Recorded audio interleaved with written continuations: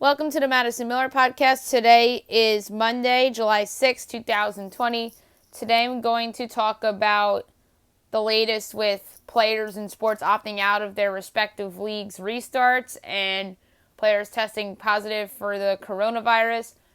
Breaking news in the NFL, Patrick Mahomes gets a mega contract extension. We'll get into that. We'll recap yesterday's KBO games and the weekend soccer games and golf and NASCAR. We'll recap all that from the weekend. Look ahead to everything going on today and tomorrow for golf for soccer and KBO, and I'll do my 2012 NFL redraft. All right, we'll start with COVID and players opting out. The biggest name to opt out so far in Major League Baseball, David Price. It was announced, I believe, Saturday that he decided to opt out on the season. That's a big loss for the Dodgers. I think that really should make the Yankees the favorites to win the World Series with that opt-out. Because I really thought that David Price was going to have a big year for the Dodgers this year and perhaps outpitch two former Dodgers in Heijin Ryu and Kenta Maeda. But David Price decides to opt out, and he said he's looking forward to coming back in 2021. So now the Dodgers rotation consists of Clayton Kershaw and Walker Buehler at the top. And then they have some young kids. Maybe Dustin May will get a shot. He showed some promise last year. You also have a couple other guys with the Dodgers too. You have I'm blanking on the name of the pitcher, Ross Stripling. Maybe he could start, and then that puts pressure on them to go out and get a starter at the trade deadline, like a rental, like Corey Kluber. I won't be shocked if Corey Kluber's wearing Dodger blue. Don't forget when it was announced when Corey Seager got Tommy John 2 years ago. I know different story, different season. He was out for the season. They went out and got Manny Machado. So, barring a trade or an emergence of a young starter, then the Dodgers, I still think, are the team to beat in the National League, but I don't think that they should be co-favorites with the New York Yankees if David Price isn't there. And that's kind of ironic because David Price has poor history against the New York Yankees, especially when he was with the Boston Red Sox. So, he would have, I think, was poised for a big season this year, being out of the AL East and into the National League. And I really thought that would have benefited him, but it's just too bad that he's opted out. The biggest name in the NBA to opt out has been Victor Oladipo of Indiana Pacers. I think it's a loss for the Pacers, I really do, but don't forget that they got off to a good start this season without Oladipo. It was led by Malcolm Brogdon and Domantas Sabonis. So, I don't think the Pacers should be written off without Oladipo, although many people will write them off without Oladipo because that's the biggest name on their team. But that's a team that could perhaps surprise a little bit in the restart of the season. But, like I said, Oladipo's a loss, but it's not as big as a loss as the media and fans are making it out to be. So you got Brogdon and obviously Sabonis, TJ Warren, and then you have Justin Holiday as a swing guy. You have Miles Turner. So the Pacers are still a pretty decent team, even without Victor Oladipo. So I don't think the Pacers are necessarily a team that's in trouble without someone that's a superstar. Don't get me wrong, but this is still a good team without him. That's what I'm trying to say. And they showed it in a respectable span of games this season before Oladipo came back from injury. Nick Markakis was another baseball player that opted out. That was recent news from today. veteran outfielder for the Braves. I don't think it's as big as a loss from an on-the-field standpoint. Maybe from a leadership standpoint, that's a loss, but that opens up the door for Christian Pache, who's their top prospect. And the guy is somebody who has a ton of upside. I think that he could bring more to the table than Nick Markakis can at the age he's at. So let's say their outfield's Pache, Ronald Acuna Jr., and Marcell Ozuna. Like that, it's a respectable outfield. Then you have Austin Riley coming back. Maybe he'll play some third base with Josh Donaldson no longer there.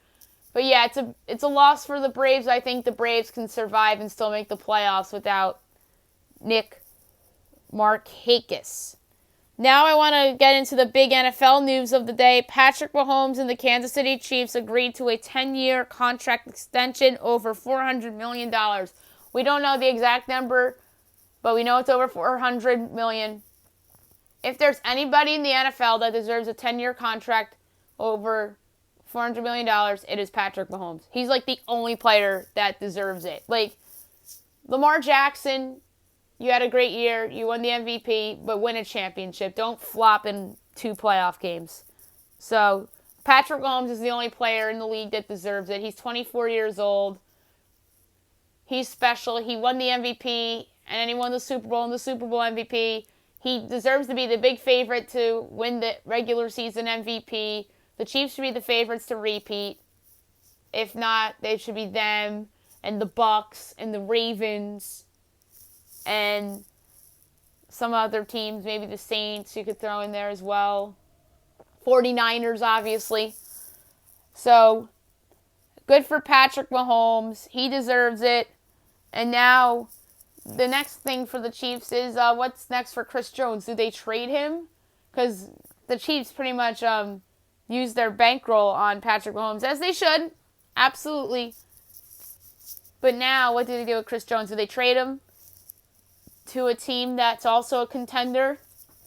Do they keep him around for a year, or maybe do they extend him?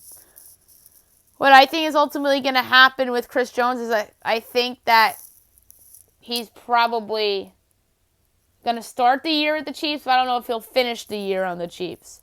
Even though the Chiefs will still be good, they'll probably still win their division.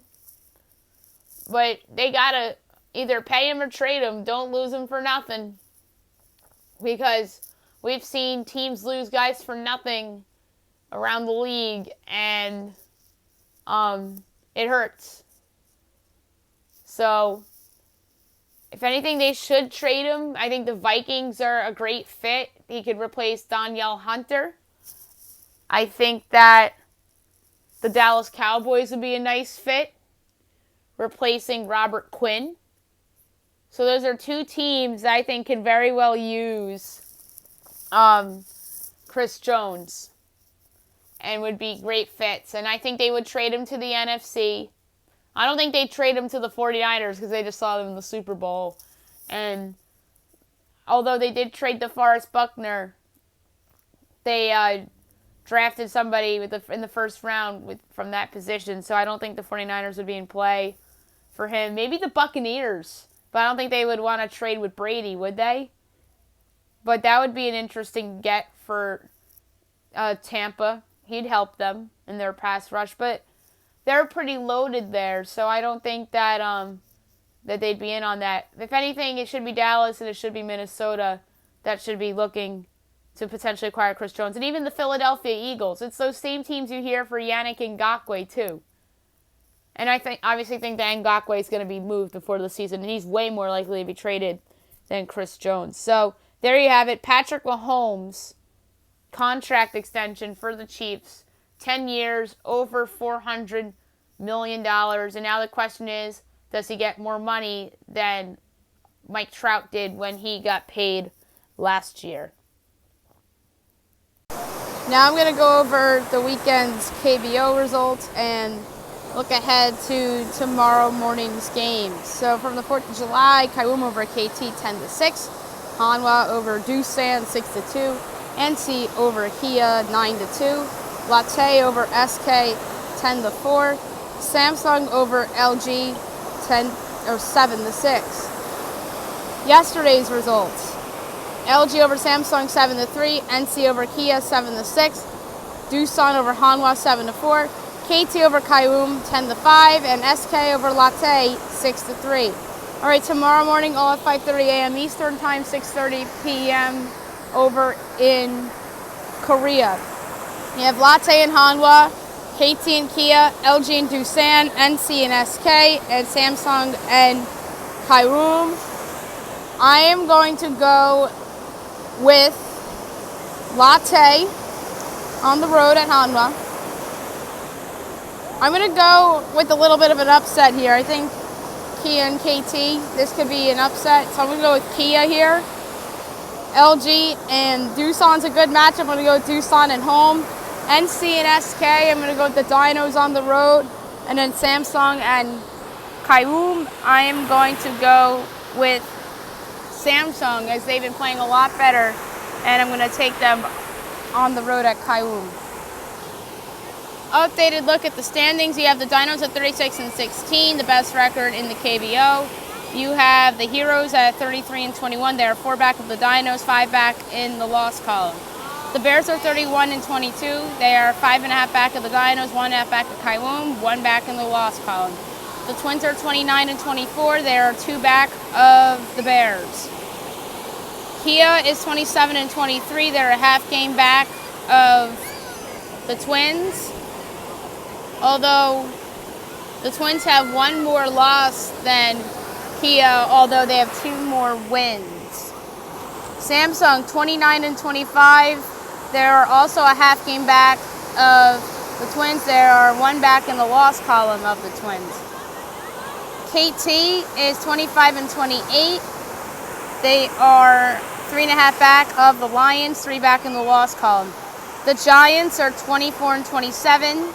They're also 3.5 back of the Lions, tied with the Wiz, but they have played 2 less games than the Wiz, and they're 2 back in the loss column of Samsung. The Wyverns, 16-37. They are 9 back of the Giants, 10 back in the loss column. Hanwha, 13-40, 3 back of the Wyverns, and 3 back in the loss column as well. Now I'm going to go over the weekend soccer results and look ahead to the games today. We'll start in the Premier League, where there are some interesting results from the weekend and Friday. Actually, no Friday, never mind. Brighton over Norwich City, 1-0. Leicester City over Crystal Palace, 3-0. Manchester United over Bournemouth, 5-2. Arsenal over the Wolves, 2-0. Chelsea over Watford, 3-0. Yesterday, Burnley and Sheffield United ended in a 1-1 draw. Newcastle and West Ham ended in a 2-2 draw. Liverpool over Aston Villa, 2-0. And Southampton over Manchester City, 1-0. Today, one match of Tottenham and Everton. These 2 teams are pretty even. Tottenham is 12-9-11, 45 points. Everton 12-8-12, 44 points. I just think Tottenham is just better.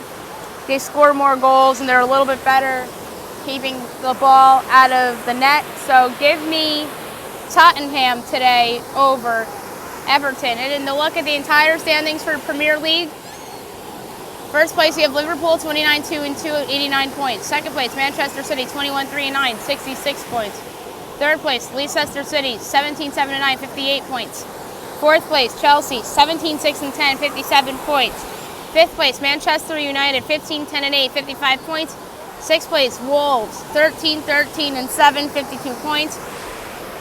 Seventh, Arsenal, 12-13-8, 49 points. Eighth place, Sheffield United, 12-12-9, 48 points. Ninth place, Burnley, 13-7-13, 46 points. 10th place, Tottenham, 12-9-11, 45 points. 11th is Everton, 12-8-12, 44 points. 12th, Newcastle, 11-10-12, 43 points. 13th, Southampton, 13-4-16, 43 points. 14th, Crystal Palace, 11, 9, and 13, 42 points. 15th, Brighton, 8, 12, and 13, 36 points. 6th, West Ham, 8, 7, and 18, 31 points. 17th, Watford, 6, 10, and 17, 28 points. 18, Aston Villa, 7, 6, and 20, 27 points. 19, Bournemouth, 7, 6, and 20, 27 points. And last, you have Norwich City at 5, 6, and 22 with 21 points. Now we'll look at La Liga from the weekend and look ahead to today's games. Friday, Atletico Madrid over Mallorca 3-0. 4th of July, Celta Vigo and Real Betis ended in a 1-1 draw. Valladolid over Alvarez 1-0. Granada and Valencia 2-2 draw. Yesterday, Real Madrid over Athletic Club 1-0. Leganes over Espanyol 1-0. Osasuna and Getafe ended in a 0-0 draw. Barcelona over Villarreal 4-1. 2 games today. You have Levante and Real Sociedad at 1:30 p.m. Eastern Time. Levante 12, 6, and 15, 42 points. And then Real Sociedad 15, 5, and 13 with 50 points. I'm going to go with Real Sociedad for the win. They're just a better ball club, although they're on the road. Sevilla and Eibar, 4 o'clock p.m. Eastern Time today. Sevilla 15, 12, and 6, 56 points, or 57. Eibar 9, 8, and 16, 35 points. Sevilla should win this going away. I think they will win by multiple goals. So give me Sevilla at home over Eibar. All right. Quick look at the standings in La Liga. First place, you have Real Madrid, 23, 8, and 3, 77 points. Second place, Barcelona, 22, 7, and 5, 73 points. Third, Atletico Madrid, 16, 14, and 4, 62 points. Fourth, Sevilla, 15, 12, and 6, 57 points. Fifth, Villarreal, 16, 6, and 12, 54 points. Sixth, Getafe, 14, 11, and 9, 53 points. Seventh place, Real Sociedad, 15, 5, and 3, 50 points. Eighth, Athletic Club, 12, 12, and 10, 48 points. Ninth, Valencia, 12, 11, and 11, 47 points. 10th, Granada, 13, 8, and 13, 47 points. 11th, Osasuna, 11, 12, and 11, 45 points. 12th, Levante, 12, 6, and 15, 42 points. 13th, Valladolid, 8, 15, 11, 39 points. 14th, Real Betis, 9, 11, and 14, 38 points. 15th, Alaves, 9, 8, and 17, 35 points. 16th, Celta Vigo, 7, 14, and 13, 35 points. 17th, Eibar, 9, 8, and 16, 35 points. 18th, Mallorca, 8, 5, and 8, 5, and 21, 29 points. 19th, Leganes, 6, 10, and 18, 28 points. And 20th, Espanyol, 5, 9, and 20 with 24 points. Now I'm going to go over the Rocket Mortgage Classic from the weekend, and your winner, the big favorite at plus 650, Bryson DeChambeau, finishes a total of a minus 23. Second place was Matthew Wolf with a score of a minus 20. Third place was Kevin Kisner with a score of a minus 18. A tie for fourth between Tyrell Hatton, Adam Hadwin, and Danny Willett, all with a score of the minus 16. A big tie for eighth place between Maverick McNeely, Troy Mervert, Webb Simpson, and Sep Straka with a score of a minus 15. A big tie for 12th. Ricky Fowler, Henrik Norlander, Matt Wallace, Seamus Power, Jonathan Bird, Victor Hovland, Mark Hubbard, Tom Lewis, and Cameron Champ, all with a score of the minus 14. A big tie for 21st as well. The notable in there is Hideki Matsuyama, finished at a score of a minus 13, as well as Lucas Glover with the same score. In the big tie for 30th, a lot of names in there as well, featuring Harold Varner III and JJ Spawn with a score of a minus 12. In the tie for 39th, you have a couple of people, including Emiliano Grillo and Brandon Hagee with a score of a -11. The tie for 45th was pretty big. And the tie for 53rd was big too, featuring Tyler Duncan. They were -10 and -9, respectively. Other notables in here, my pick of Patrick Reed missed the cut entirely. A lot of other big names missed the cut, like Bubba Watson and Scott Schaefer, James Nicholas. So there are a lot of names that missed the cut as well, such as Bill Haas. I believe Jason Day missed the cut as well, if I'm not mistaken. And then the weekend coming up, you have the Workday Charity Open, where you'll see a lot of big name celebrities such as Stephen Curry, Patrick Mahomes, Aaron Rodgers among them, and Tom Brady, if I'm not mistaken, as well. So that's July 9th through the 12th. So we'll obviously talk about it later in the week on the podcast. Now I'm going to go over the NASCAR results from the weekend. We'll start with the Xfinity results from Saturday. And your winner was Chase Briscoe. That was my pick. And that was the inaugural race for Xfinity on the Indy Road Course. So Chase Briscoe making a little history there. And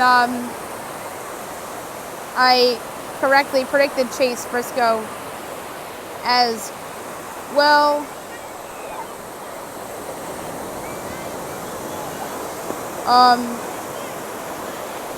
In second place wound up being Justin Haley, who was a surprising finish for me, to say the least, with him.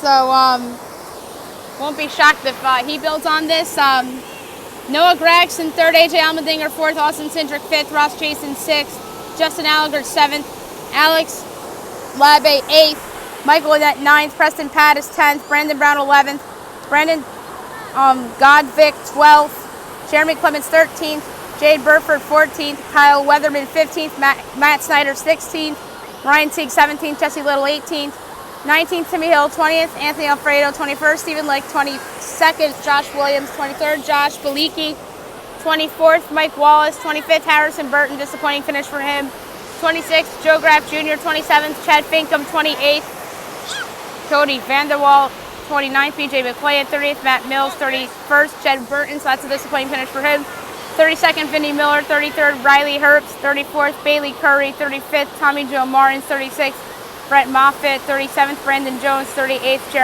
Jeffrey Earnhardt. All right, now to the Sprint Cup, and your winner of that race was Kevin Harvick. He was one of the favorites to win the race. Second place, Matt Kenseth. So that's his best finish since taking over for Kyle Larson. So good for Matt Kenseth. In third place, Eric Almirola, who's been awesome lately. 4th, Brad Keselowski. 5th, Cole Custer. 6th, Kyle Busch. 7th, Michael McDowell. Good finish for him. 8th, Tyler Reddick. That's a good finish for him as well. Bubba Wallace, 9th. Very good for him. 10th, Joey Logano. 11th, Chase Elliott. 12th, Chris Bell. 30th, Kurt Busch. 14th, Ty Dillon. 15th, Clint Boyer. 16th, John Hunter Nemechek. 17th, Ross Chastain. 18th, Austin Dillon. 19th, Matt DiBenedetto. 20th, Daniel Suarez. 21st, J.J. Yealy. 22nd, B.J. McLeod. 23rd, Quinn Houff. 24th, Garrett Smithley. 25th, Josh Balicki.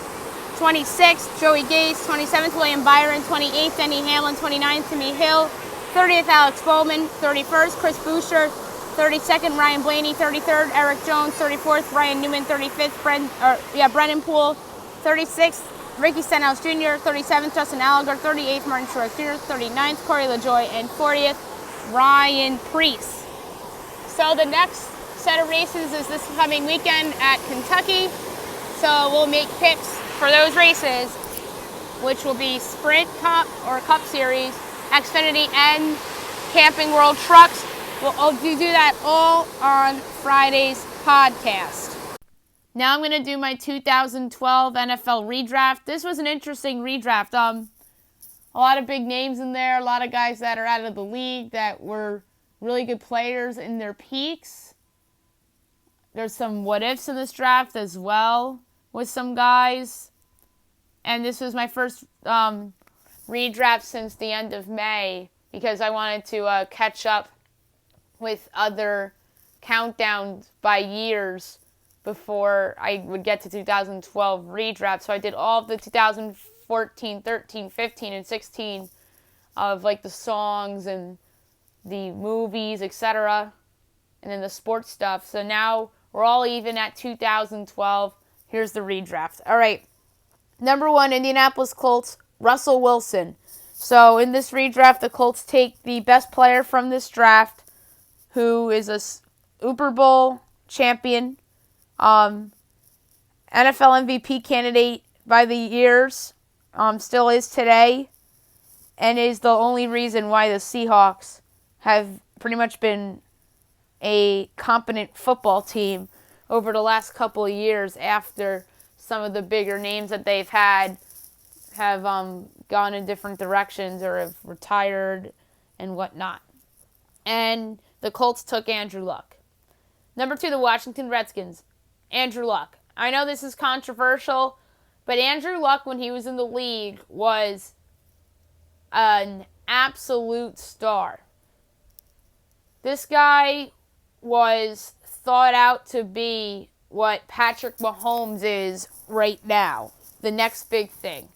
And it's just a what if with Andrew Luck. He did have a great career. Maybe he does come back to the NFL in a couple years down the road. But it was very shocking when he retired. But when he was in the league, he helped those Colts teams overachieve. He made T.Y. Hilton into the receiver he is today. And he really, like I said, carried some mediocre teams to places that they really shouldn't be. And there's always a huge what-if asterisk by Andrew Luck now, and it's just sad. And the Redskins took another what-if quarterback in RG3 that year with the second pick. The Browns at number 3 go with Bobby Wagner. Bobby Wagner is still in the league. He's one of the best players in the league, the best defensive player on the Seahawks. This guy's a star, a Super Bowl champion, Pro Bowl, All-Pro player, and I still think that people underrate him and how good he is. And who knows, because it's the Browns, so maybe his career's a little differently, but he is a darn good player. And the Browns took Trent Richardson there, and we all know what happened with that. The Vikings at number 4 go with Luke Kuechly. Luke Kuechly, somebody that unexpectedly retired at the end of the 2019 season, was a great player, Pro Bowl player. If I'm not mistaken, he was the Defensive Rookie of the Year in 2012. Helped lead those Panthers teams to overachieve along with Cam Newton, but Kuechly was the quarterback on defense, and he's somebody that has been in a Super Bowl. Like I said, a ton of Pro Bowls and All-Pros, and it's just a guy, I feel sorry for because he was dealing with a lot of injury issues, and obviously he's no longer in the league. And him on Minnesota with all the guys they had a few years ago is a great what if. And the Vikings with that pick took Matt Khalil. The Jacksonville Jaguars at number 5 go with Kirk Cousins. I know people are going to laugh and say that's high for Kirk Cousins. Kirk Cousins, I think, is a little underrated. It's crazy to say that. And he's somebody that I think gets too much blame for playoff defeats and bad losses losses that should be pinned on the defense, and that was both with the Redskins and the Vikings right now. And Cousins on Jacksonville, I don't know, would have been all that special, but maybe if he was the quarterback of that team that made the AFC title game instead of Blake Bortles, who knows, maybe they're in the Super Bowl. And instead, the Jaguars go with Justin Blackmon. Number 6, the Dallas Cowboys. David DeCastro. This would have been an excellent pick for the Cowboys. DeCastro on that loaded offensive line in Dallas, or what became a loaded offensive line at the time. They had Travis Frederick and they had Tyron Smith, but they didn't have that third piece yet. DeCastro would have been a great third piece. And who knows, maybe Zach Martin's not a Dallas Cowboy if DeCastro is there. So there's the what if factor as well. But he would have done a great job protecting Tony Romo and now Dak Prescott. And instead, the Cowboys went with Morris Claiborne. Number 7, the Tampa Bay Buccaneers. Mitchell Schwartz, another great O-lineman that falls in this redraft. Schwartz is somebody that obviously is the left tackle for Patrick Mahomes and is a Super Bowl champion. He was drafted by the Browns, was solid there, and then the Chiefs paid him, and he became a star on the Chiefs. And maybe it was just the stink of the Browns for Mitchell Schwartz, and then going to KC did him a lot better, and he would have done a great job protecting all those different quarterbacks they've had. Jameis Winston, Freeman, I'm blanking on his first name. That wasn't all that good. But yeah, most notably it would have been Jameis Winston, a little bit of Ryan Fitzpatrick, and obviously now Tom Brady. And instead the Bucs went with Mark Barron. 8, the Dolphins. Chandler Jones. So with Kirk Cousins off the board, the Dolphins decided to go defense and address the pass rush and take Chandler Jones. A rare mistake by Bill Belichick by trading away Chandler Jones, in my opinion. That front seven would have been a lot better if Chandler Jones was there.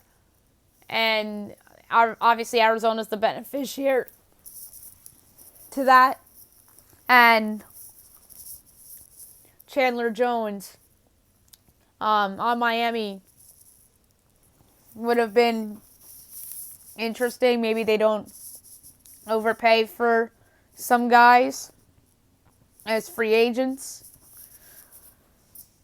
But yeah, Chandler Jones is the Dolphins' pick at 8. And instead the Dolphins went with Ryan Tannehill. Number 9, the Carolina Panthers. Fletcher Cox. With Luke Kuechly off the board, they go with a great pass rusher in Fletcher Cox. Cox has been the mainstay on the Eagles' front seven for the last 7-8 years. I think doesn't get the credit he deserves. Arguably the best pass rusher in the NFC East. Although there are some guys that would have to say something about that. Maybe that'll be Chase Young this year. Who knows? But yeah, Fletcher Cox, arguably the best pass rusher in the NFC East over the time he's been in the league, and he would have been a great fit on the Panthers pass rush. And instead, Carolina goes with Luke Kuechly, which we talked about. The Bills at number 10 go with Kelechi Osemele. Osemele's currently out of the league, but he was awesome in his career with the Raiders and with the Jets. Made a couple Pro Bowls and just didn't get the credit he deserved. And I think offensive line is important in today's day and age in the NFL. And maybe he's on the Bills still, as of today, protecting Josh Allen, although a lesser version of what he was in his prime. And instead, the Bills go with Stephon Gilmore. The Chiefs at number 11 go with Brandon Brooks. So that's another good player that that lands in a good spot. Brooks was good as a member of the Texans, and then the Eagles pay him in free agency, and his move to the Eagles did him wonders as he's in his peak right now. And with Mitchell Schwartz already taken, Brooks would have been Patrick Mahomes' best friend on that offensive line and helping protect them. And instead, the Chiefs went with Dontari Poe. Number 12, the Philadelphia Eagles, Harrison Smith. Harrison Smith would have been a great get for them. He would have helped that secondary over the last 8 years. He'd certainly be their best safety right now. And he's been a great Minnesota Viking over the past 7-8 years as well. And instead, they go with Fletcher Cox, who was already off the board. The Cardinals at 13 go with Melvin Ingram. Melvin Ingram, I think, is one of the more underrated players in the league, on one of the more underrated defenses in the league, in the Chargers. And he's overshadowed by Joey Bosa. He's overshadowed by now Derwin James. But Melvin Ingram is a star, and he certainly would have helped those Cardinals defenses in those years that Carson Palmer was there, and would help them right now with Kyler Murray. And instead they go with Michael Floyd, who was a bust. The Rams at 14 go with Dante Hightower. Hightower is somebody that has been a really, really solid pass rusher in the league over the last 7-8 years. Been the backbone of New England's front seven, the name that most people would recognize.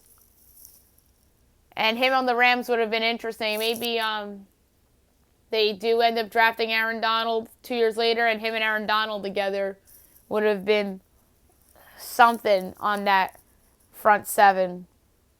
So Hightower, obviously a Pro Bowler, an All-Pro player. A guy that I think has declined a little bit over the past few years, but is still a solid player. And instead the Rams go with Michael Brockers, who is a solid player and is still playing for the Rams. The Seahawks at number 15 go with Nick Foles. Everyone's going to laugh and say, oh, overdraft. But Russell Wilson goes 1. And the Seahawks at the time perhaps need a quarterback. Although they did sign Matt Flynn. But Matt Flynn really was just a prodigy of being Aaron Rodgers' backup. So he wasn't really anything special. So Seahawks go with Nick Foles here. I don't know if Nick Foles would have had the same career, but it's a great what if. The Seahawks need a quarterback in this redraft, and Russell Wilson goes 1. So Nick Foles falls to them at 15, so that's who they take to give them some production. But obviously not as good as Russell Wilson. And Russell Wilson wasn't even the pick at 15. It was Bruce Irvin. The Jets at 16 go with Stephon Gilmore. This would have been a great selection for the Jets. Gilmore is somebody that came into his own later on in his career when he joined the Patriots. And he would have been a fun teammate with Darrelle Revis in that secondary at the time. And instead the Jets go with Quentin Copples, who is a bust. The Bengals at 17 go with Akeem Hicks. Akeem Hicks, good player. Started with the Saints, was with the Pats for a year, and now on the Bears, obviously. And he's somebody that was injured a lot last year and really didn't have an impact for the Bears. And it's funny because the Bears did a top 100 players of all time list, and Akeem Hicks was on there, which was crazy to me. So Akeem Hicks would have been a great fit on that team on a really good front seven featuring Geno Atkins. So imagine Hicks and Geno Atkins and Carlos Dunlap all together. That would have been really interesting. And instead the Bengals go with Dre Kirkpatrick. The Chargers at number 18 go with Casey Hayward. Ironic because Casey Hayward is currently a member of the Los Angeles Chargers, playing in their secondary along with Derwin James. And Casey Hayward is somebody that a weird player, kind of similar to Gilmore, peaked after given the contract. And it's a rarity nowadays, but Gilmore and Hayward both replicas of that. And Hayward was a good Green Bay Packer, and then the Chargers signed him, and he turned into a Pro Bowler. So obviously Hayward here at 18 is a fine pick for the Chargers. And instead, the Chargers go with Melvin Ingram, who we already talked about. The 19th pick was the Bears. They go T.Y. Hilton. A lot of people say, T.Y. Hilton, to me, is one of the more underrated wide receivers in the NFL. He's somebody that has an ability to get open. I think that he'll have a good year this year with Phillip Rivers there behind a good offensive line. And he's somebody that obviously would have helped Jay Cutler in those last few years of him in Chicago. He'd help Nick Foles right now. And who knows, maybe Mitch Trubisky's career is a little different if they had T.Y. Hilton. And instead, they go with Shea McClellan, who was a bust. The Titans at 20 go with Levante David. Levante David, still on the Bucs today, very solid pass rusher, and somebody that I think is overshadowed when we talk about good defensive front seven players.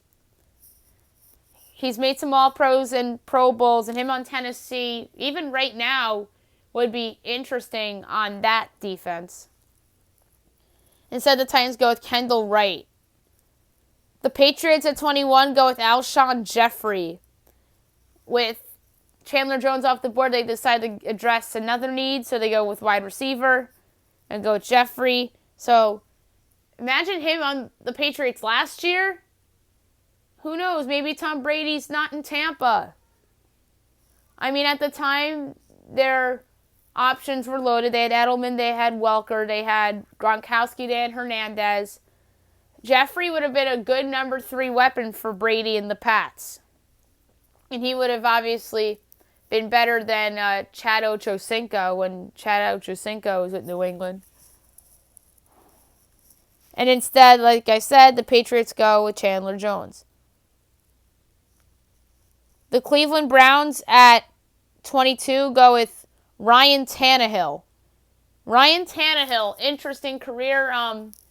Showed flashes with the Dolphins and then gets traded to Tennessee, as Tennessee at the time was thinking that he'd be their backup. And then we all know what happened last year. Tannehill played the best football of his career, leading the Titans to the AFC Championship, where they ultimately lost to the Kansas City Chiefs. And Tannehill on the Browns would have been interesting. Maybe he turns out to be another Johnny Manziel or Brandon Weeden, but maybe not. Maybe he kind of has what he showed in Miami, and maybe Tannehill's traded somewhere and resurrects himself, kind of like what happened with him this year, or this past year. And the Browns with that pick took Brandon Weeden. The Lions at 23 go with Kevin Zeitler. Zeitler, I think, is one of the more underrated guards in the NFL. He was missed last year on the Browns. There's no other way around it. And I know they wanted to go for the sexy toy and Odell Beckham Jr. That trade was Odell Beckham Jr. and Olivier Vernon for Kevin Zeitler, two picks, and Jabril Peppers. So I think the Giants got themselves a little something with Zeitler, and he was a good player on the Browns. And I think the Browns just underestimated him because they wanted Odell so bad, and they wanted to improve their defense with Olivier Vernon. So Zeitler would have been a great fit on the trade, helping protect Matthew Stafford. And instead, the Lions go with Riley Reiff. The Steelers at 24 go with Olivier Vernon. So Olivier Vernon's the choice. Him on that pass rush would have been interesting. And him on that pass rush right now would be interesting because the Steelers are really good defensively. But Vernon with TJ Watt up front would have been really, really, really interesting. And even Hayward as well. Don't forget about him. And instead the Steelers went with David DeCastro I talked about earlier. The Patriots at 25 go with Josh Norman. Josh Norman, interesting career. Was a great player on the Panthers for one season. Solid player, and then had that great year in the year the Panthers went to the Super Bowl. And then they get rid of him. He goes to the Redskins and isn't what he was in Carolina that one year. But he's not a bad player per se. And him in that secondary at the time would have been interesting. And even right now, it could have been him, Gilmore, and Patrick Chung. And the Patriots with the 25th pick took Dante Hightower, who I talked about earlier. The Texans at 26 go with Derek Wolfe. Derek Wolfe, interesting player, was on the Broncos.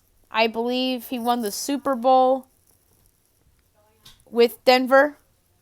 And now Derek Wolfe, if I'm not mistaken, is on the Baltimore Ravens. And obviously solid player,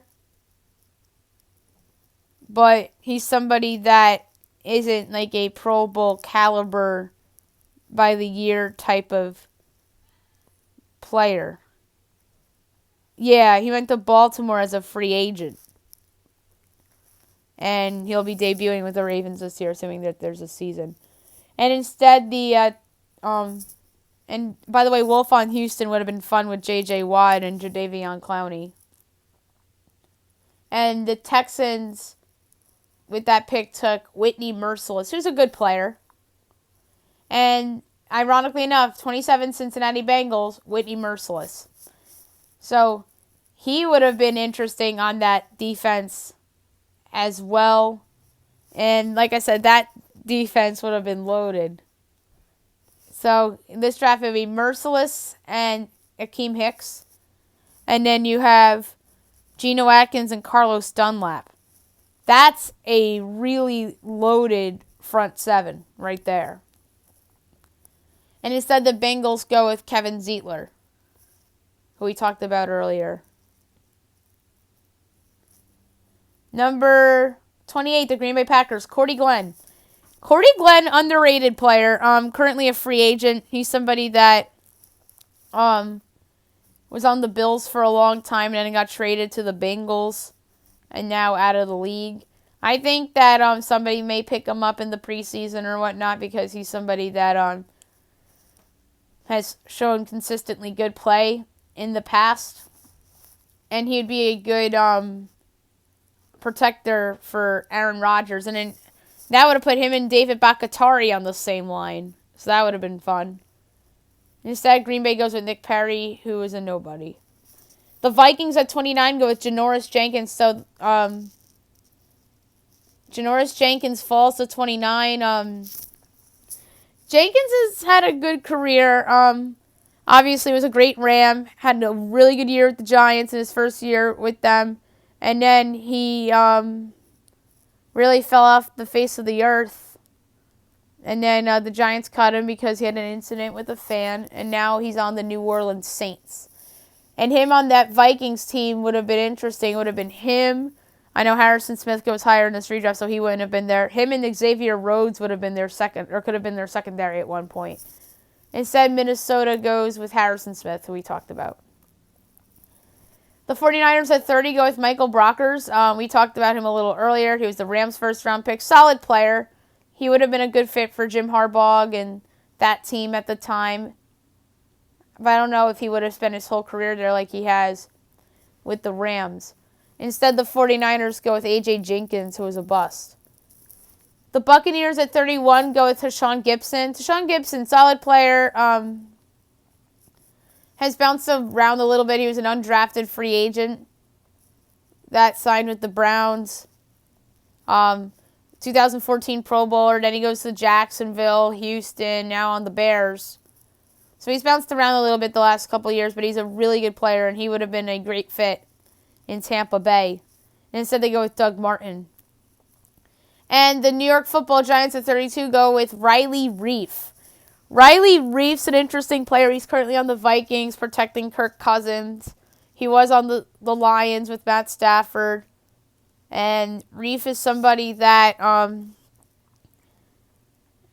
is a solid player but never really lived up to lofty expectations. Never been in a Pro Bowl or an All-Pro. But he would have done fine protecting Eli Manning and even now with Daniel Jones. And instead the Giants went with David Wilson.